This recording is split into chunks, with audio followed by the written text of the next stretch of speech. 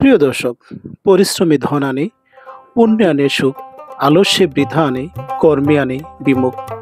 প্রিয় দর্শক, বাংলাদেশ একটি ঘনবসতি পূর্ণ দেশ। যে দেশের অধিকাংশ মানুষ দারিদ্র্য সীমার নিচে বসবাস করে সংসার চালায়। আজ আমি এমন একটি গ্রামে এসেছি যে গ্রামের মানুষ সবজি চাষ করে ভাগ্য বদলের যাত্রা শুরু করেছে, যেখানে মানুষজন নিরাপত্তে বাস করতে শুরু করেছে।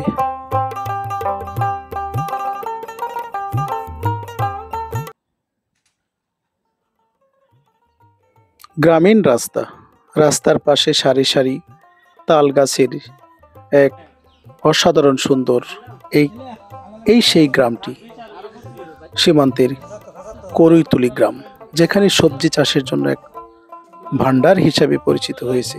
প্রিয় দর্শক, দেখছিলেন সেই সবজি চাষের মহোৎসবের ভান্ডারগুলি। ভাই, কত করে বেচছেন পাইকারি? পাইকারি বেচছি ভাই 45 টাকা কেজি। 1800 টাকা মন। 1800 টাকা মন বেচছেন না? কিরকম ফলন এবার? ফলন মাশাআল্লাহ মোটামুটি ভালো আছে। ভালোই না? বিক্রি করা হয়েছে 1400 1400 টাকা মন। 1400 টাকা মন। এটা কি হাইব্রিড জাতের চাচা? হাইব্রিড জাতি স্যার। এটা কেমন ফলন আপনাদের? এবার ফলন না, এবার ফলন কম। ফলন কম না? হ্যাঁ হ্যাঁ। এটা তো ছোট জিঙ্গা। এটা ছোট সাইজের? জি জি। ওই লম্বাটা ওই যে ওইটা। লম্বা ওইটা না? এগুলো কি আপনার হালুয়াঘাট বিক্রি করবেন না দেশের কোথাও ঢাকা যাবে না? ও কারণ বাজার নিয়ে কত করে বিক্রি করতে পারবেন? এটা কত পেয়ে যাব? 40 42 45 পাইকারি? পাইকারি। এখান থেকে আপনারা কত করে নিছেন? এরমই প্রায় 38 37। তাহলে তেমন একটা লাভ থাকে না আপনাদের না? খরচ বেশি। এই ফলটা খাইতে কেমন সুস্বাদু সবজিটা? না, যদিও অনেক বড় সাইজের, তাই না? এটা খাইতে টেস্ট লাগে ভালো না? আপনারা কি ওই কারণ বাজার নেবেন? এটা কি যে পিক আপে করে নেন না? এখানে কিরকম কৃষক আছে এগুলো আবাদ করে?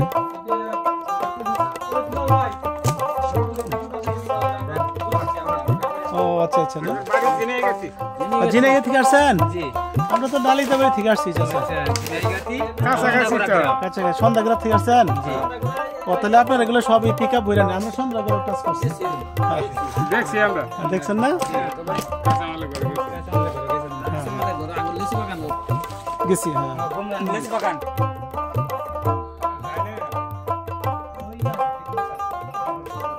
ডিপু কোন পাশে?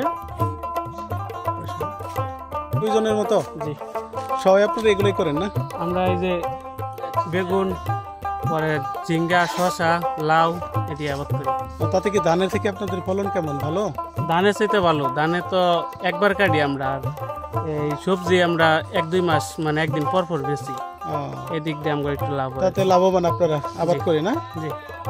কি করেন?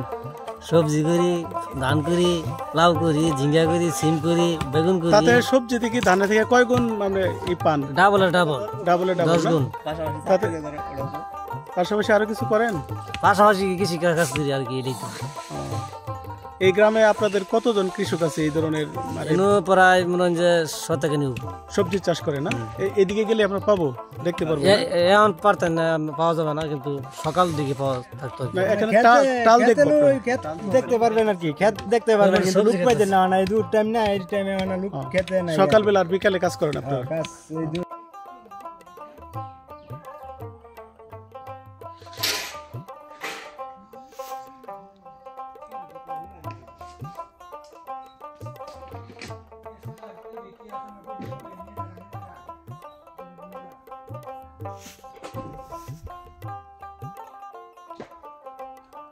সবজি চাষ করেন, সরকারি ভাবে কোনো অনুদান পান আপনারা?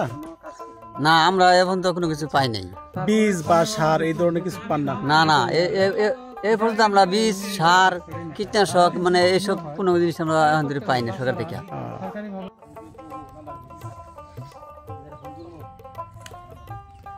দর্শক, ময়মনসিংহ জেলার হালুয়াঘাট উপজেলার ভুবনকুড়া ইউনিয়নের এটি একটি সবজি ভান্ডার নামে খ্যাত করইতুলি গ্রাম, সীমান্তের এক লাগোয়া গ্রাম। এই গ্রামে দীর্ঘদিন যাবৎ তারা স্থানীয় লোকগুলো সবজি চাষের সাথে তাদের ভাগ্য বদলের গল্প শুনিয়েছে আমাদেরকে।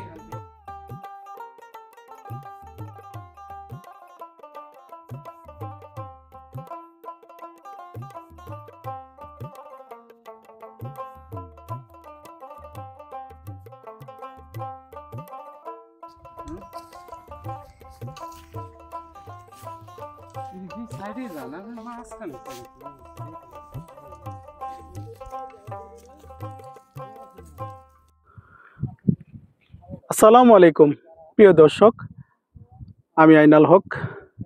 আজকে এসেছি ময়মনসিংহ জেলার হালুয়াঘাট উপজেলার ভুবনকড়া ইউনিয়নের সবজি ভান্ডার নামে খ্যাত করইতুলি, একদম সীমান্তের কাছে, মেঘালয় সীমান্তের কাছে যে এলাকাটা, এটা সবজি ভান্ডার নামে খ্যাত।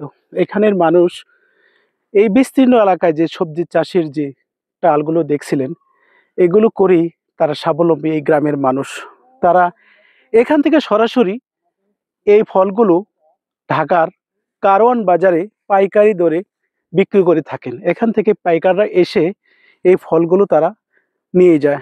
দেশের প্রত্যন্ত অঞ্চলে এই ফলগুলোর চাহিদা এবং সবজিগুলোর চাহিদা বেশ সমাদৃত, যেমন ঝিঙ্গা, লাউ, পটল, বেগুন, ছিম থেকে যাবতীয় যে সবজিগুলো তারা চাষ করেন, এই সবজিগুলি চাষ করে তারা তাদের সংসারের উন্নতির দেখা পেয়েছেন। তারা এই সবজি চাষ করে মানুষের অর্থনৈতিক যে সমস্যাটা তারা অচিরেই বিলুপ্ত করেছেন। প্রিয় দর্শক, আমি দেখাচ্ছিলাম সেই সবজি চাষের মহড়াগুলো, সেই টালাবাতের যে দৃশ্যগুলো। এটা দেখলে একজন কৃষক হওয়ার স্বপ্ন জাগবে আপনার মনের মাঝে, কারণ এই ফলে, এই সবজি চাষে মানুষের ভাগ্য বদলের অনেক ইতিহাসের গল্প আপনাদেরকে শুনিয়েছি। আজ নতুন করে শোনাতে আসছি সেই ভুবনকড়া ইউনিয়নের করইতুলি সীমান্তবর্তী গ্রামে। প্রিয় দর্শক, দেখতে থাকুন সেই সবজি চাষের তাদের কর্মযজ্ঞগুলো। তারা পর্যায়ক্রমে প্রতিনিয়ত এই সবজি চাষের ক্ষেতগুলো তারা চাষাবাদ করে থাকে। বিভিন্ন ফলমূল, বিভিন্ন ধরনের সবজি চাষাবাদে তারা ব্যাপক স্বাবলম্বী। এই দেখুন প্রিয় দর্শক, একটি ঝিঙ্গা আমার হাতে প্রায় 2 ফুট লম্বা হবে। যদিও হাইব্রিড জাতের এই ঝিঙ্গাগুলো খেতে বেশ সুস্বাদু, এবং এটি আপনার শুধু সবজিই নয়, মানব দেহের উপকারী যে অ্যান্টিঅক্সিডেন্ট ভিটামিনগুলো রয়েছে এই সবজিগুলোতে, এই সবজি খাওয়ার ফলে প্রতিটা মানুষেরই দেহের এক বিরাট পরিবর্তন ঘটে। বিশেষ করে রোগ প্রতিরোধ ক্ষমতা সহ বেশ কিছু ধরনের মানুষের শারীরিক সমস্যা সমাধান করে থাকে এই সবজিগুলো। এই সবজিগুলো মানব দেহের জন্য খুবই কার্যকরী এক সবজি। আর এই সবজি চাষ করে মানুষ কারি কারি টাকা অর্জন করে থাকে, তাদের অর্থনৈতিক অবস্থার উন্নতি করে থাকে। তারা এই সবজিগুলো আমি যেভাবে দেখাইছিলাম, প্রিয় দর্শক, এই সবজি চাষে মানুষের সাফল্যের পাশাপাশি ভাগ্যের চাকা ঘুরিয়ে দিয়েছে এই অঞ্চলের সীমান্তবর্তী মানুষের। বিশেষ করে এই এলাকার মাটি বেশ উর্বরতার জন্যই নয়, শুধু এই এলাকায় সবজি চাষের জন্য অনুকূল পরিবেশ এবং জলবায়ু এবং আবহাওয়ার কারণে প্রতি বছর হাজারো কৃষকদের মাঝে এই স্বপ্নগুলো পূরণ করে থাকে। প্রিয় দর্শক, করব মোরা সবজি চাষ, থাকবো সুখী 12 মাস। প্রিয় দর্শক, হ্যাঁ, আজকে সেই সবজি চাষের মহোৎসবের কিছু গল্প আপনাদের মাঝে তুলে ধরবো, যেখানে একটি বেকার যুবক দিক বিদিক স্বপ্ন নিয়ে ছুটে চাকরি পাওয়ার আশায়, কিন্তু চাকরি কি কখনো তার ভাগ্যে, সবার ভাগ্যে জোটে? প্রিয় দর্শক, চাকরির বিকল্প হিসেবে কি করবেন একটু ভেবে দেখুন। আচ্ছা, আপনি কতটুকু জমি আবাদ করছেন এই সবজি? আপনার 35%। এটা কি খালি ঝিঙ্গাই লাগাইছেন না কি কি লাগাইছেন? 7 কাঠা আর কি। হ্যাঁ, 7 কাঠা 35% ঝিঙ্গাই লাগাইছেন না আর কি? ঝিঙ্গা এই 7 কাঠা জমিতে কেমন ফলাফল হয় চাচা? বলে এবছর একটু কমই, কারণ 1 মাস আগে লাগাই নিয়ে গেছে যে ফলন একটু কম। তারপরে আবার বাজার দিকে একটু ভালো দাম তাতে আপনি 7 কাঠা জমিতে আপনি কত টাকা বিক্রি করতে পারবেন চাচা? বিক্রি মনে করেন এখন তো 26,000 টাকা বিক্রি করছি আইডিয়া। এটা কতদিন বিক্রি করা যায় লাগানোর পরে? 1 মাস আনি করান যায় আর কি। 1 মাসে তাতে আপনার হ্যাঁ, মানে আগেও যে বিক্রি করছেন তাতে কেমন মানে টাকা পয়সা অর্জন করতে পারছেন, কেমন আয় উন্নতি করতে পারছেন? না, টাকা পয়সা থেকে আমার মধ্যে চলে এমন কিছু আয় থাকে আর কি। তাতে কি আপনি 7 কাঠা জমিতে প্রায় লাখখানি টাকার মতো বিক্রি করতে পারেন? না, লাখখানি এবার উঠতো না, এবার মানে ফলন কম। ফলন কম এবার লাখ। এবার ফলন কম হওয়ার কারণটা কি চাচা যদি বলেন একটু? কারণ না মানে এটা আগে এলাকা নিয়ে গেছে, আর আগে? 1 মাস পাচ্ছে এলাকায় শীত পাইতো, শীতে গরমে পাইতো, ও তাতে এই আপনার জন্যে। ফলনটা ভালো হইতো না? ফলনটা ভালো হয়। এখন এগুলা এই ঝিঙ্গাগুলো যে আপনি উঠাইতেছেন বা বিক্রি করেন, এটা কত টাকা কেজি বিক্রি করেন বা কত টাকা মন? 40 টাকা কেজি বিক্রি হইতে যায় বর্তমানে, 40-42 এটা পাইকারি দিতেছেন? টাকা পাইকারি। ও, আর এটা আপনার মানে স্থানীয় বাজারগুলোতে এটার দাম কিরকম, কত কেজি কিনা যায়? এটা মানে আউট অফ সাহারা বলে 80 টাকা 100 টাকা ঢাকার সাপ্লাই আর কি, কারণ বাজার এদিকে ও। supply। তাতে মোটামুটি এই সবজি চাষ করে, এই ফল ফলান্তি চাষ করে আপনার সংসার ভালো চলে চাচা? আল্লাহ দিলে পাল্লা ভাগ ভালোই না চলায় আর কি। তাতে কি এই সবজি চাষ করার পরে আপনার সরকারি ভাবে কোনো দান অনুদান এরকম কিছু পান আপনারা? না, আমি পাই না এই ধরনের জায়গা যেমন থেকে লাভ সবজির নাই। বীজ দেয় সরকার, শুনছি যারা এরকম মাথা এই উদ্যোগী। যে ফ্রেন্ডশিপ কোম্পানি আমার নাম ছিল, আমার ছেলের নাম ছিল, এরা বৃষ্টিস দেয় আর কি, অন্য কৃষি অফিসরা এরা বৃষ্টিস দেয় না। মানে সরকারি ভাবে কোনো না, বীজ বা সরকারি সার কোনো- দেয় না না, আপনাদেরকে? কোনো সার সুর দেয় ও, না। চাচা অনেক ধন্যবাদ আপনাকে। হ্যাঁ, ভালো থাকেন। আসসালামু আলাইকুম। প্রিয় দর্শক, একজন কৃষক জানাইছিলেন তাদেরকে সরকারি বেসরকারিভাবে কোনো প্রকার সাহায্য সহযোগিতা করা হয়নি, তাদের নিজস্ব উদ্যোগে এই সবজি চাষ করে তাদের সংসারের উন্নতি করে সংসার, সমাজ এবং পরিবারের খাবার এবং ভাতের সংস্থান করে থাকেন। প্রিয় দর্শক, এই সেই সবজি চাষগুলো, এটি দেখলে আপনার মন জুড়িয়ে যাবে। আমার দেখা মতে সবচেয়ে ভালো সবজি চাষের জমি, উর্বর জমি এখানে রয়েছে। এই সবজি চাষ করে একজন কৃষক অনায়াসে স্বাবলম্বী হতে পারেন। এখানে আমাদের মুরব্বীরা বলেছেন, আমাদের বাপ দাদা বলেছেন, চাকরি করলে সরকারি, আর আবাদ যদি করেন তবে করতে হবে তরকারি। তরকারি এবং সরকারির মধ্যে যে একটা মিল রয়েছে। প্রিয় দর্শক, সরকারি চাকরি করলে আপনি পেনশন ভাতা পাবেন, বেতন পাবেন মোটা অঙ্কের, কিন্তু এটা পেনশন কৃষকরা জানিয়েছেন এটা প্রতি মাসেই পেনশনের ব্যবস্থা করা হয়ে থাকে। তারা প্রতি মাসেই প্রতিদিন সবজিগুলো উঠে পাইকারি দরে যে বিক্রিগুলো করে থাকেন, এই বিক্রিলব্ধ যে অর্থগুলো তারা সংসারের উন্নতি প্রতিদিনই করতে পারেন।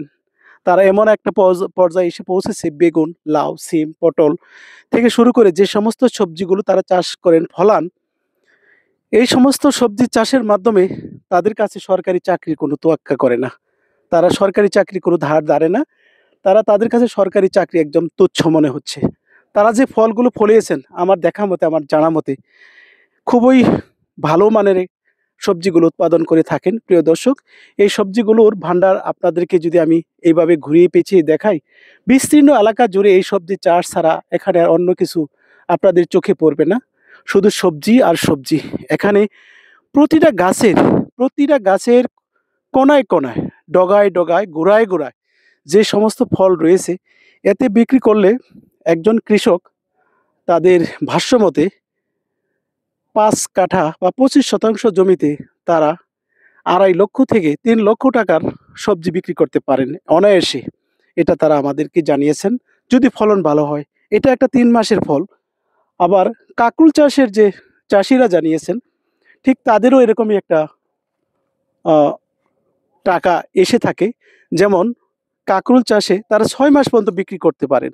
এই 6 মাসে বিক্রিলব্ধ অর্থ এসে দাঁড়ায় 5 কাঠা অর্থাৎ 25% জমিতে প্রায় 2.5 থেকে 3 লক্ষ টাকা। প্রিয় দর্শক, সেই দৃশ্যাবলী, সেই সবজি চাষের টালের যে অবস্থা, প্রদর্শনী আকারে যেভাবে তারা চাষাবাদ করেন, তাদের ভাগ্যের চাকা। এই সীমান্তবাসী একসময় না খেয়ে না দিয়ে পাহাড়ের লাকড়ি কেটে তাদের জীবনযাপন করত। ঠিক এমন এক পরিস্থিতিতে তারা শিখে গেছেন তাদের কিভাবে ভাগ্যের উন্নতি করতে হয়, ভাগ্যের চাকা কিভাবে ঘোরাইতে হয়, তারা শিখে গেছেন। তারা সেই হিসাবে কঠোর পরিশ্রম করে তাদের ভাগ্যের চাকাগুলোর উন্নতি করিয়েছেন। প্রিয় দর্শক, আমি যে সবজিগুলো দেখাচ্ছিলাম, বারবার মনে পড়ছে যে ঝিঙ্গেগুলো, এই ঝিঙ্গেগুলো একটা বিশেষত্ব রয়েছে। এক একটা ঝিঙ্গার লম্বা প্রায় 2 থেকে 2.5 ফুট লম্বা। এই ঝিঙ্গাগুলো যদিও হাইব্রিড জাতের, বর্তমান কৃষি প্রযুক্তির আধুনিক যুগে যে চাষাবাদগুলো হচ্ছে হাইব্রিড জাতীয় ঝিঙ্গাগুলোর, এই ঝিঙ্গাগুলোর বেশ সুস্বাদু এবং পুষ্টিকর। তাই দেশ বিদেশের বিভিন্ন অঞ্চলে এখান থেকে 40 টাকা কেজি হারে আজকের দরে যে বিক্রি করেছেন কৃষকগণ, এই বিক্রি লব্ধ অর্থ বা টাকা তারা 40 টাকা পেলেও ঢাকায় বিক্রি হয় 100 থেকে 90 টাকার মধ্যে বিক্রি হয়। প্রিয় দর্শক, ওকে প্রিয় দর্শক, এই কৃষকের এই যে একটা ঝর্ণা দেখছিলেন, এই ঝর্ণার উপর দিয়ে কাঠের তৈরি তক্তা দিয়ে বানিয়েছে রাস্তা, যেখান থেকে এই রাস্তা দিয়ে তাদের এই উৎপাদিত সবজিগুলো বাজারে বিক্রি করতে পারে। এটা একটা কঠিন একটা পরিস্থিতি, এখানে রাস্তাঘাটের কোনো উন্নয়ন যদিও হয়নি, তারপরে আমি বলবো এই কৃষকরা সার বিষ প্রয়োগ করে কঠোর পরিশ্রম করে তারা সংসারের এবং সমাজের একটা পরিবারের জন্য বিশেষ অর্থকরী একটা ফসলের ব্যবস্থা করে তারা সংসার চালাইতেছে। প্রিয় দর্শক, তাই না? ওই বাঁকা ঝিঙ্গাটা সোজা করার জন্য পলিথিনের মধ্যে কি দিছেন? এটা মাটি দিছেন, মাটি দিয়ে বাইদা রাখছে যাতে এটা সোজা হয়, মানে সোজা হইলে এই ফলনটার ভালো একটা বিক্রির টাকা পাওয়া যাবে, এটা নষ্ট হবে না। আমার ভাই কৃষক জানিয়েছেন তিনি সবজি খেতে, ঝিঙ্গা খেতে বিষ প্রয়োগ করছিলেন। কঠোর পরিশ্রম, যদিও কঠোর পরিশ্রম করে তারা সংসারে এবং ভাগ্যের চাকার উন্নতি ঘটান। ভাই যদি আপনাকে একটু থামাই, কতটুকু আবাদ করছেন আপনি? 7 কাঠা করছেন? ঝিঙ্গা করছেন শুধু? আর অন্য কোনো ফসল ফলান না? ফলাই বাগুন টাগুন লাগাই। এটার পরে কি সিম করবেন? সিম এখানে লাগাইলে হাতে খেলবো। হাতি আসে এখানে? ওই যে ডেলি ডেলি আনি আর রাত জাগো লাগে নাইলে। এগুলো করলে কি হাতি খায় না ভাই? এটি খায়, এটা আরো বেশি খায়, গ্যারান পায়, আরো বেশি খায়। মন যায় আর পাড়ার মানুষ ব্যক্তি আইয়া খারে থেই বই থেই। ও, মানে আপনাদের ফিরাইতে হয়? ফিরাইতে হয়। আগে হাতি আসতো না, এখন বর্তমানে হাতি আসে? এখন প্রতি দিনই তো থাকে, প্রতিদিনই হাতি থাকে পাহাড়ে। এই হাতি নামে আসে খাবারের সন্ধানে, তাই না? তখন আপনাদের খুব কষ্ট হয়। সরকার আপনাদের হাতি তাড়াতে কোনো সহযোগিতা করে? কয়েকটা লাইট দিছে দূর দূর এই আঙ্গুর এনে বর্ডার সাইডে পানা পায় কোনো এই বাইরের জায়গা দিয়া। খুব কষ্ট করে আপনারা মানে হাতিদের প্রতিরোধ করেন? এই অল্প অল্প জমাইয়া ছোট লাইট কিনি, বড় লাইট আমরা পাই না। ও হারাই ভাই, এই যে হেমটি। ঠিক আছে, অনেক ধন্যবাদ আপনাকে। দর্শক, আমার সামনেই পাকা বিল্ডিং যেটা দেখছিলেন, এটা এই ওই করইতলা গ্রামের পাশেই একদম পাহাড় ছাড়া এলাকায়। এটি হচ্ছে ভারতের বিএসএফ ক্যাম্প। এই নমুনাটা ভারতের পতাকা উঠছে দেখছেন। এরই মাঝে বাংলার কৃষকরা, এখানে আবার কাঁটাতারের বেড়াও আছে, কাঁটাতারের বেড়ার এই পাশে বাংলাদেশের যে অংশটুকু, এটি করইতলা ভুবনকড়া ইউনিয়নের একটি গ্রাম। এখানে সবজি চাষে আমাদের বাংলাদেশের কৃষকরা খুবই উন্নয়নের মধ্যে আছে, উন্নয়ন করতেছে। প্রিয় দর্শক, চাচা কি চাষ করছে এবার? কি সবজি চাষ করছে? না, এইগুলো সবজি আপনি কি চাষ করেন না? ও, এই গ্রাম এইটা তো করইতলি গ্রাম না? ও, করইতলি কিন্তু কুচপাড়া বলে। এটা কি কুচপাড়াও বলে না চাচা? এখানে কুচ ছিল, কুচ সম্প্রদায়ের লোকজন ছিল, এখন নাই। করইতলি না? আগে কুচ সম্প্রদায়ের লোকজন এখানে বসবাস করতো, এখন ওরা চলে গেছে এখান থেকে, এই গ্রাম ছেড়ে অনেক আগে চলে গেছে না?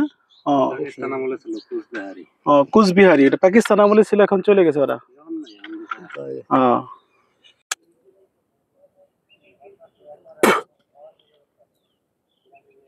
প্রিয় দর্শক, এটি হলো মেঘালয় সীমান্তের শিলবাড়ি একটি এলাকা। এটি ভারত বাংলাদেশের সীমানা পিলার। এখানে 1122 নম্বর পিলার বাংলাদেশ দেখছিলেন। আর আমার পাশেই যে বিএস ক্যাম্পটা রয়েছে সেটা হচ্ছে ভারতের বিএস, এই সেই শিলবাড়ি বর্ডার ভারতের। প্রিয় দর্শক, শিলবাড়ি বর্ডার সীমান্তে দাঁড়িয়ে নোম্যান্স ল্যান্ডে বাংলাদেশ ভারতের মধ্যকার যে রূপ ও বৈচিত্র্য সেটি ফুটিয়ে তোলার চেষ্টা করি। প্রিয় দর্শক, আমার পিছনে যে অংশটুকু, এটি নোম্যান্স ল্যান্ড, এটি ভারতের অংশে আমি দাঁড়িয়ে আছি। আমার পিছনে যে জায়গাটুকু, এটা হলো শিলবাড়ির বর্ডার, ভারতের শিলবাড়ি বর্ডারের একদম নোম্যান্স ল্যান্ডে দাঁড়িয়ে আমি ছবি করতেছি, দেখাচ্ছি ভারত বাংলার রূপবৈচিত্র্য। এখানে দাঁড়িয়ে ছবি তুলতেছি ভারত বাংলাদেশের। আমি যদি জুম করে ক্যামেরাটি অন্যদিকে ঘুরি, এটা হচ্ছে ভারতের শিলবাড়ি বর্ডারে দাঁড়িয়ে। চাচি, আপনি কি করতেছেন? ও, এটা তো আপনি ইন্ডিয়ার বর্ডারে বসে আছেন না? ও, আপনার এই যে সবজি ক্ষেতগুলো আপনার? আপনি যে ইন্ডিয়াতে গরু রাখেন, ওরা কিছু বলে না? এমনি কিছু বলে না, মনে করো যেখানে যদি সীমার হয়ে যে কাছে জায়গা একবারে বেড়ার কাছে, তাহলে ডাক পারবো। যদি বেটার থাকে, বেটা গরু হিমুরা দেয়, পরে ডাকে গরু নিয়ে যান, গরু নিয়ে যান, এই দিশা এন না, এগুলো বলে। এমনি কোনো ক্ষতি করে না, আসে না? ও, গরু এখন তো আপনি ভারতে বসে আছেন না চাচি? ভারতে বসে আছেন, এখানে আসে না ওরা? আইসা বলে না যে এখানে আসছেন কেন? এদিকে আসেই না, ওই যে ওখানে ডাক পাইরা খুব গরু নিয়ে যান গা, গরু নিয়ে যান গা, এ দিদি গরু ডাল লয়ে যায়। আচ্ছা, তাকে ক্ষতি করলে সঙ্গে ক্ষতি করবে। প্রিয় দর্শক, দেখছিলেন যে বাসটি বর্ডারের কাছ দিয়ে যাচ্ছিল। এটি শিলবাড়ি বর্ডার দিয়ে বাসটি যাচ্ছে। এটা ভারতের নোম্যান্স ল্যান্ডে দাঁড়িয়ে আমি ছবি করতেছি, দেখাচ্ছি। পিছনে আরেকটি গাড়ি আসতেছে, দেখছিলেন, সেটি বিএসএফ কোম্পানি কমান্ডারের গাড়ি। এই গাড়িগুলো এভাবে একদম নোম্যান্স ল্যান্ডের দিক দিয়ে চলে। খুবই সুন্দর আকর্ষণীয় একটি সীমান্ত বর্ডার। এখানে বাংলাদেশের কৌরিতলি, আর ওপারে হচ্ছে মেঘালয়ের শিলবাড়ি সীমান্ত এবং নোম্যান্স ল্যান্ডে দাঁড়িয়ে যে ছবিটি করছি, এটা দেখার মতো একটা দৃশ্য। পাশাপাশি 4টে গাড়ি চলে আসছে। এই গাড়িগুলো ভারতের, সামনেটা বাস, পিছনের 2টা পিকআপ ভ্যান দেখছিলেন। আর আমি যে দাঁড়িয়ে আছি, এটা হচ্ছে ভারতের নোম্যান্স ল্যান্ডে, ভারতের ভূখণ্ডে দাঁড়িয়ে এই ছবিটি আজকে করতেছি। প্রিয় দর্শক, বর্ডারের গাড়িগুলো মানে খুবই ধীরে স্থিরে চলছে এই রুট ধরে, সীমান্তের রুট ধরে। যেমন আমাদের রুটগুলো সীমান্ত বর্ডার থেকে প্রায় 1 থেকে 2 কিলোমিটার দূরে বাংলাদেশ সরকার করেছে, ঠিক ওরা কিন্তু ঠিক বর্ডারের নিকট দিয়ে রাস্তাটি করেছে, তাদের যাতায়াতের রাস্তাটি। খুবই দৃষ্টিনন্দন আকর্ষণীয় জায়গা। এটা একটা টুরিস্ট স্পট হতে পারতো ভারতের জন্য, না হয় এটা বাংলাদেশের জন্য নোম্যান্স ল্যান্ড হিসাবে। বাংলাদেশের রাখালরা এখানে গরু চড়ায়, গরু আবাদ করে থাকেন, গরু চাষ করে থাকেন। পাশেই যে সবজির যে ক্ষেতগুলো দেখছিলেন, সেই সবজির ক্ষেতগুলো তারা এখানে পাহারা দিয়ে থাকে। প্রিয় দর্শক, এই সেই সবজি চাষের আবাদি ফসলগুলো বিস্তীর্ণ এলাকা জুড়ে আমরা আপনাদেরকে দেখাতে চলেছি। এই ভারত বাংলার মধ্যকার যে বিস্তীর্ণ যে ফসলি জমিগুলো, এটা অত্যন্ত উর্বর, আর এই উর্বরতার কারণেই এই জমিগুলোতে ব্যাপক ফসল ফলিয়ে থাকে। প্রিয় দর্শক, দেখছিলেন সেই ভারতের নোম্যান্স ল্যান্ডের পাশে 1122 নম্বর পিলারের কাছে আজকের আমরা এই ভিডিও ধারণ করছি। পাশাপাশি বাংলাদেশের কৃষকদের জন্য শুভকামনা। তারা খুবই নোম্যান্স ল্যান্ডের কাছে যে আবাদগুলো করে, সবজি চাষ করে, তাদের পরিবার পরিজন, সমাজ সংসারের বেশ উন্নতি ঘটিয়েছে। সেই জন্য প্রিয় দর্শক, দেখতে থাকুন সেই প্রতিবেদনটি।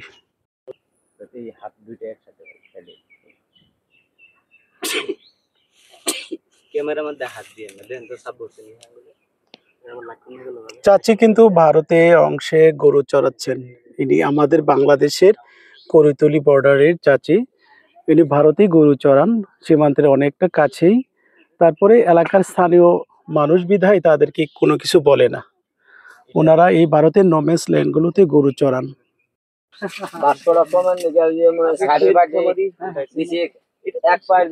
একবার বলুন যে 6-7টা করুন যায়, আবার এর মাঝে উঁচা করে দিলে সেও কম হয়, বাস বেশি লাগে।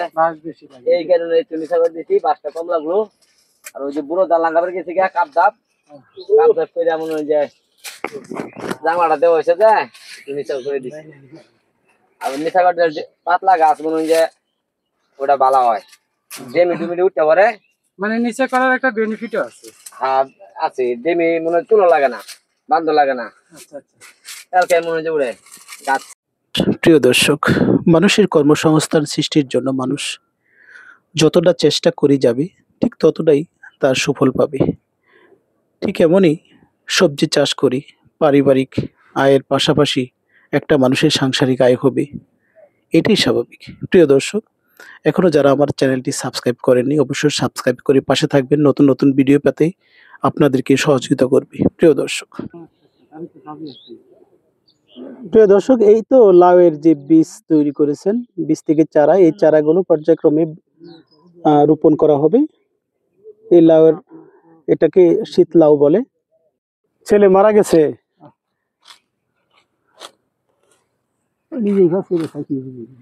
নিজেই কাজ কাম করে খান। ছেলে মেয়ে কয়জন চাচা? মেয়ে একজন আছে, বিয়ে দিয়ে দিচ্ছেন।